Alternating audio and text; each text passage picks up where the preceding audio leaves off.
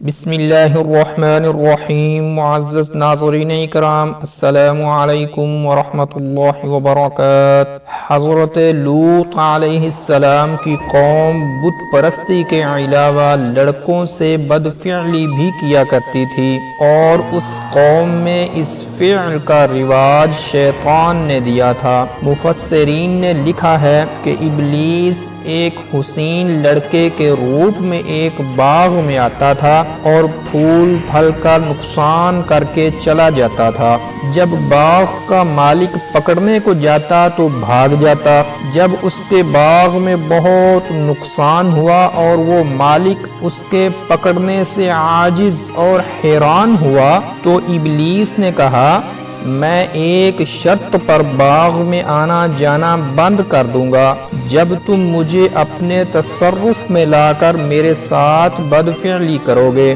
باغ کا مالک راضی ہو گیا، چنانچہ یہ کام ہر ایک باغ میں ہونے لگا، اور آہستہ آہستہ ساری قوم اس مرض میں مبتلا ہو گئی۔ ناظرین اکرام، حضرت لوط علیہ السلام کی قوم ایسی جگہ میں آباد تھی جہاں باغات اور زراعت کی فراوانی تھی، بہت ہی زرخیز علاقہ تھا، لیکن یہ لوگ پرلے درجے کے بدکار تھے۔ ایک سال قحط پڑا تو ان لوگوں نے اجناس خوردنی کو ذخیرہ کر لیا۔ لوگ دور دور سے غلہ کی خریداری کے لیے ان لوگوں کے پاس آنے لگے۔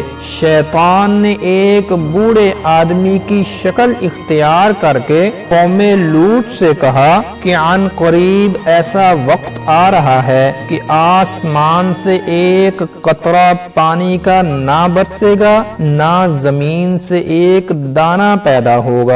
تمہارے پاس جو بھی شخص غلہ کی خریداری کے لیے آئے تو بدفعلی کیے بغیر اس کے ہاتھ چیز فروخت نہ کرنا۔ لوط علیہ السلام کی قوم نے ایسا ہی کیا۔ پھر تو یہ حالت ہو گئی کہ لوگ راستہ پر بیٹھ جاتے اور ہر آنے جانے والے کے ساتھ اپنا منہ کالا کرتے تھے۔ معزز ناظرین، جب قوم لوط کی بدکاری اس حد تک پہنچ گئی تو حق تعالی نے حضرت لوط علیہ السلام کو ان کی ہدایت کے لیے بھیجا۔ لوگ اپنی بدی سے باز نہ آئے، آخر عذاب الہی میں گرفتار ہو کر صفحہ ہستی سے نیست و نابود کر دیے گئے کہ جبریل علیہ السلام نے زمین کے 7ویں طبق تک پر پھیلا کر ان کے 5 شہروں کو اپنے پروں پر اٹھا کر اور